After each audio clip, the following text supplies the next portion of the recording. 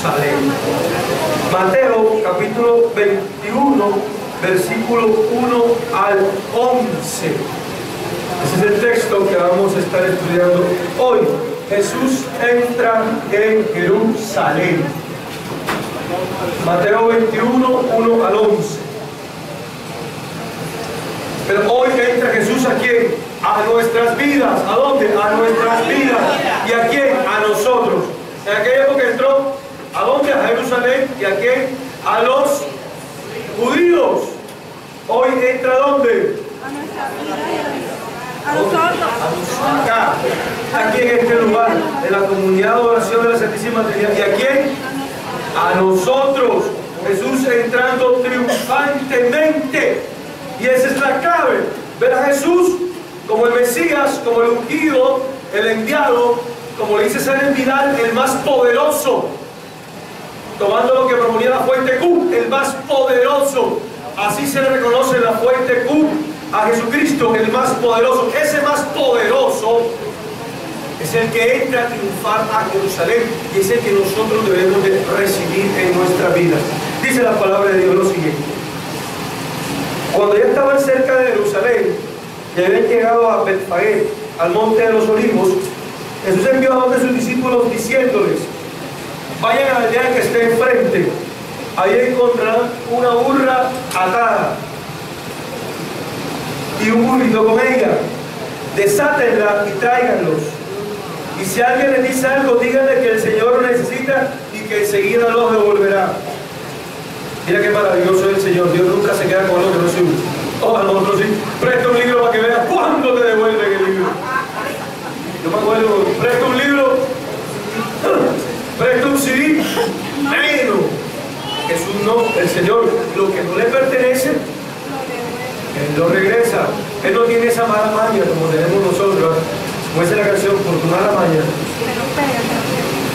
Entonces esto sucedió para que se cumpliera lo que dijo el profeta cuando escribió: díganle a la ciudad de Sión, mira, tu rey viene a ti, humilde, montado en un burro, en un burrito, cría de una bestia de carga. Los discípulos fueron e hicieron lo que Jesús les había mandado. Llevaron la burra y su cría, les pusieron ropa encima y Jesús montó. Había mucha gente. Unos tendían sus propias ropas por el camino y otros tendían ramas que cortaban de los árboles. Y tanto los que iban delante como los que iban detrás gritaban: gloria al Hijo del Rey David, bendito el que viene en el nombre del Señor, gloria en las alturas. Cuando Jesús entró en Jerusalén, toda la ciudad se alborotó y muchos preguntaban: ¿quién es este? Y la gente contestaba: es el profeta Jesús, el de Nazaret de Galilea. Palabra de Dios. Te alabamos, Señor. Bueno, ya vamos con la primera enseñanza, es la que hay que mencionar. Jesús no se queda siendo rey, Él es totalmente justo. Él no se va a quedar con algo que no le pertenece. Tenemos que sacar esa enseñanza hoy del Domingo de Ramos. Lo que no le pertenece a usted, hermano, devuélvalo.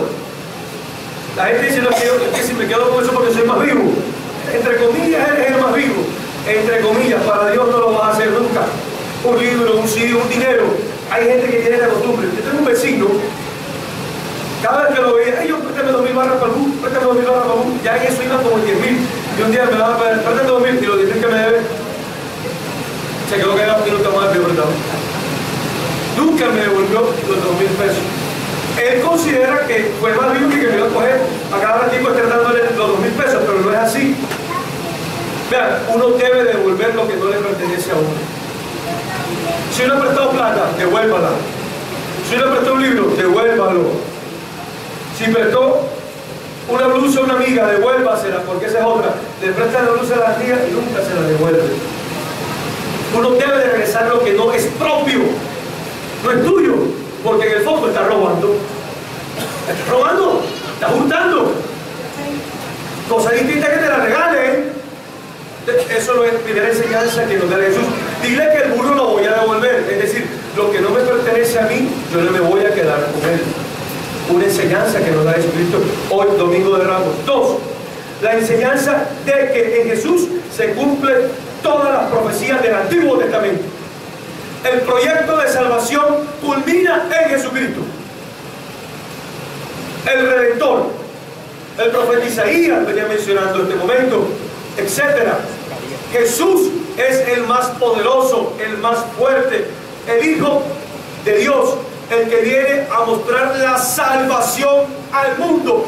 En Él se centra todo el proyecto de salvación y se cumplen todas las profecías. Porque acuérdense que con un hombre entró el pecado del mundo. ¿Con quién fue? ¿Con quién? Con Adán. ¿Adán cuál? ¿Adán de dónde? ¿Cuál? ¿El que está en Génesis? Hombre, que va. Adán el que está en Génesis, entró el pecado del mundo. Algunos dicen que entró por la culpa de Eva. Mentira, entró por la culpa de Adán. El hombre propone, la mujer dispuso, no, la mujer propuso y el hombre dispuso, entró el pecado. Pero por Jesús entra ¿qué? La redención y la salvación del ser humano. Por eso dice el texto: diga a la ciudad de Sión, mira, viene tu rey, un rey. Pero la diferencia de este reinado de Cristo, cuando establecen el reinado de Cristo, no es un reinado cargado de autoritarismo, no es una monarquía en el sentido estricto de la palabra, donde el rey da una ordenanza y la cumplía, donde imponía cargas a su pueblo. El reinado de Cristo es un reinado de amor, de misericordia, de comprensión, de dignidad, de respeto. En el reinado de Cristo, nuestra calidad de vida es mejor, nuestra relación con Dios es directa y concreta, porque Él abre un abanico de posibilidades en esta relación con el Señor. Acuérdense que una de las características de los fariseos era que eran demasiado ¿qué? Legalistas, cumplidores estrictos de la ley, y esa ley en muchas ocasiones ellos la promulgaban pero no la practicaban, porque era demasiado rigorista. Esta ley se imponía para todo. Pero Jesús siempre hizo esa observación. Jesús dice: la ley llega a su fin, no es que va a terminar, sino que le da una nueva lectura. ¿Cuál es? La ley es para el hombre, no el hombre para la ley, que era lo que predicaban los fariseos. Ese reinado del Señor, ese reino de Dios que Jesús muestra, es un reino de salvación y de liberación. Nos lo reafirma un teólogo llamado Serenidad. Él dice: es que el reinado de Dios que promulga a Cristo es un reinado de salvación y de liberación, porque la revelación concreta de Dios a la humanidad se da con Cristo, comandante. Amén. Mi hermano, cuando usted habla del reino de Dios, tenga presente que Jesús te lo da en amor, en comprensión, en diálogo, en respeto, en mutuo acuerdo. Oye, ¡qué maravilloso! Hay personas que desechan o dejan a un lado esta propuesta de reino de Dios que trae Cristo Jesús a nuestra vida. Hoy Él nos las está develando. Y mira lo sencillo que es el Señor. Su reinado no es impuesto. Él ha podido decir: tráigame el burro y ya. Él manda a sus dos discípulos a pedir prestado. Hay una actitud de respeto por parte del Señor. Así es el reinado del Señor para nosotros. Él no nos propone con amor, Él no nos da. Nosotros tenemos que aceptarlo, porque el reino de Jesucristo es lo más maravilloso que le puede pasar a un ser humano. ¿Amén? Amén. Hombre, lo vemos reflejado ¿cómo se manifiesta ese reino de Dios? Cuando tú le proclamas a tu rey y tu rey te hace una sanación. Cuando tú le proclamas a tu rey que te acompañe a una entrevista en una empresa y de 100 tú eres el escogido. Cuando tú le proclamas a tu rey por una liberación, por una persona que no le encuentra nada y se está muriendo, haciendo una liberación y es sanada. Cuando le proclamas a tu rey por la conversión de un hijo tuyo que esté en el alcohol, que esté en la droga, que esté en las malas compañías. Cuando tú le proclamas a tu rey porque obre y actúe en la reconciliación del hogar. Es un reinado diversificado, universal, que nosotros tenemos que aprovechar.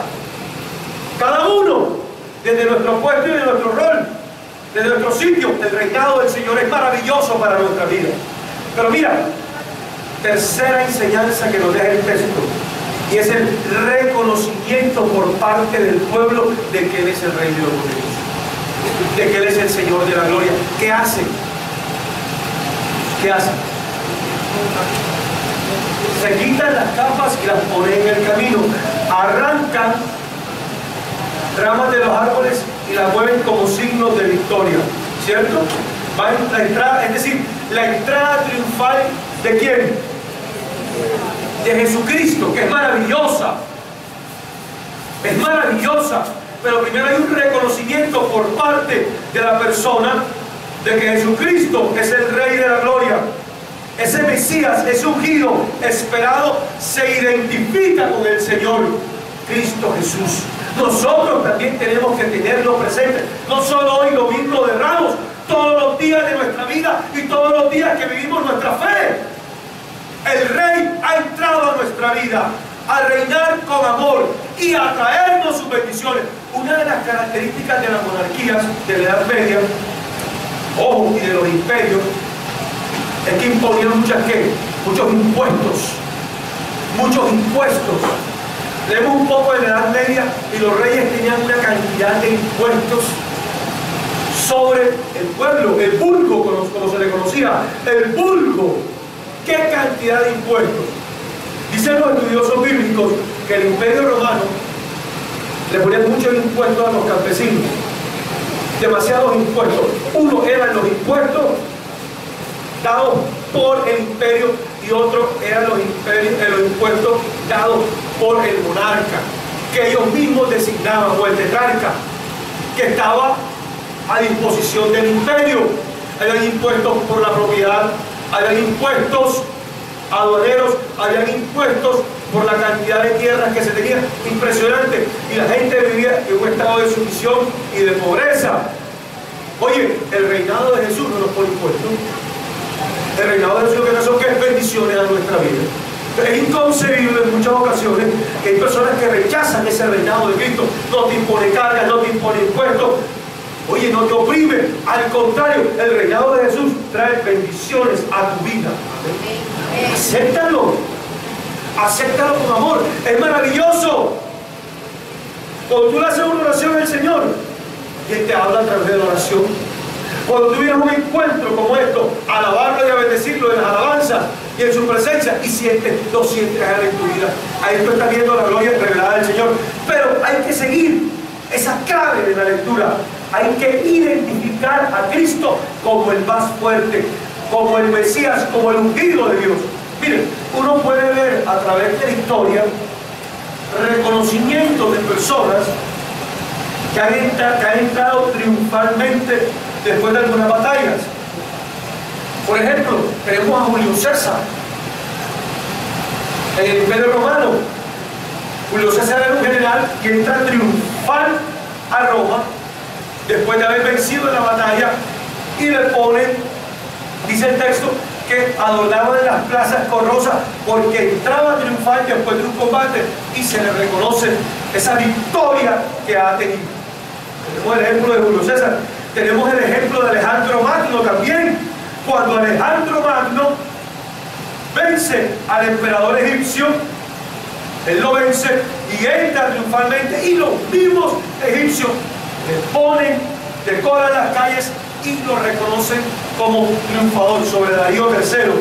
Tenemos también la entrada triunfal de Napoleón a Berlín, cuando vence a los alemanes. Y también tenemos una entrada triunfal más cercana, muy conmemorativa, con Neil Armstrong. ¿Ustedes se acuerdan de Neil Armstrong? No, Neil Armstrong, el ciclista. Neil Armstrong, el primer hombre que pisó la luz de la luna. ¿Cuál fue la famosa frase de él? Es un pequeño paso para el hombre, pero un gran paso para la humanidad. Cuando ellos llegan, en Estados Unidos le hacen un reconocimiento, y aparte en Escocia, porque él era escocés. Listo, ahí tenemos 4 ejemplos que han quedado de la historia de entradas triunfales de personas. Pero esas entradas triunfales de personas realmente de fondo no proponen, para mí, viéndolo desde mi óptica de fe, no proponen un cambio radical en el corazón del hombre. El uno entró triunfal porque combatía y ganaba más terrenos para Roma, Julio César. Lo mismo Alejandro Magno, porque Alejandro Magno tenía que una campaña imperialista. Él tenía una campaña de ir imponiendo todas, no podemos decir expansivista, una campaña de expansión, donde él iba llevando, ¿qué es lo que proponía Alejandro Magno en su campaña? Instituir, ¿qué instituía Alejandro Magno? Acuérdense un poco de historia, la cultura griega, el helenismo. Él iba, donde iba llevando todo lo que era la parte de la cultura griega. Napoleón sencillamente conquista Berlín y pone un tratado. Y esto se pisó la luna. Oye, ¿qué cambio trae eso radical a mi vida? Ninguno. Pero el cambio de entrada triunfal de Cristo a mi vida, ¿qué trae? ¿Qué me da a mí? La clave del día del Domingo de Ramos hoy. Porque Jerusalén ya ocurrió hace 2000 años. Ya que hace 2010 años ocurrió esa entrada triunfal. Listo, bacán. Cierto, vamos a dar los aplausos a Dios por eso. Bien. Excelente. Hace 2010 años entró ya a Jerusalén y les trajo maravilla a los judíos. Pero hoy, esa entrada triunfal de Cristo a nuestra vida, ¿qué nos trae? ¿Qué te trae? ¿Qué te trae? Alegría. ¿Qué le trae? ¿Qué le trae? Pero díganlo en voz alta. Pero dígase alegría en voz alta. Alegría y conversión. Alegría y conversión. Bendiciones. Prosperidad. Amor. Humildad. Gozo. Unidad familiar. Humildad. Tranquilidad. Paz. Victoria. A ver, ¿qué trae la entrada triunfal de Jesús a su vida? Sanación, ¿qué más? Liberación, ¿qué más? Progreso. Todo esto lo viene trayendo el Señor triunfalmente. Así tenemos que vivirlo, sentirlo y experimentarlo este Domingo de Ramos. No solo es el hecho de levantar ramos, que le vamos a entregar, y le vamos a decir cómo usted va a hacer en la puerta, porque vamos a repetir esta entrada de Jesús a Jerusalén, pero también vamos a hacer en nuestros hogares, que Él entre a nuestra casa. Pero es lo que hay de fondo, el fondo de esa llegada de Cristo a nosotros, que debe de ser determinante para nosotros. Y aparte, generar algo que me dijeron maravilloso, un cambio, una conversión radical. Uno no puede seguir siendo la misma persona cuando llega Cristo a nuestra vida, no puede seguir siendo lo que fuiste antes de. Con Jesucristo hay un antes de y un después de. Y eso lo entiende el pueblo. Y nosotros tenemos que comprenderlo hoy. No es igual. No podemos seguir siendo los mismos. Porque entonces se cumpliría el pasaje bíblico que dice: el perro vuelve a su vómito y el cerdo al barro donde se revuelca. En nosotros no pasa eso, ¿ven? En nosotros pasa que con esta entrada triunfal de Cristo a Jerusalén, Él va caminando de la mano con nosotros. Oye, y es maravilloso. Y otra enseñanza era de que bendito el que viene en el nombre del Señor. Jesús viene en nombre de Dios Padre. Jesús viene en nombre del Dios de dioses y del Señor de señores. Porque Él y el Padre son ¿qué?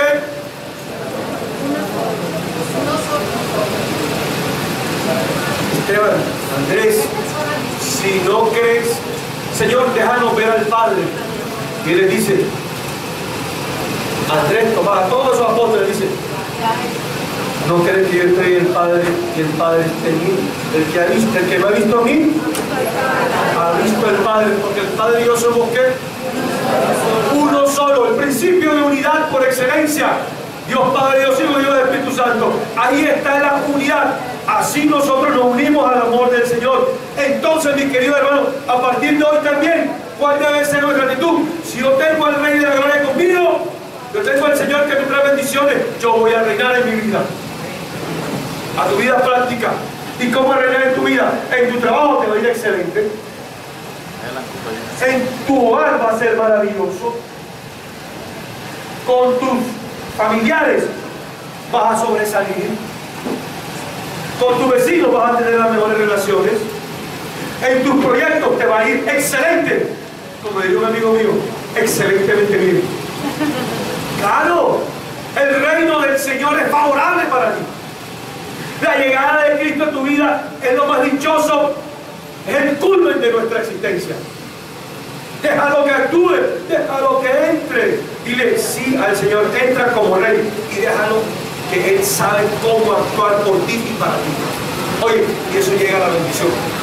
Aquí yo, cada vez que hago las consejerías, hermanos que llegan con una actitud difícil, compleja, llorando, triste, pesado, agobiado, y entra el Santísimo con ese poder maravilloso y toma esas vidas, amén, que muchos de ustedes lo han vivido cuando yo consejería, y salen como nuevos. De hecho, mejor que nuevos, renovados en el Espíritu, porque se glorifica el Señor. No está diciendo, sí Señor, obra, sí Señor, actúa, sí Señor, cumple tu reinado en mí. Amén. Dale un aplauso a Dios por eso.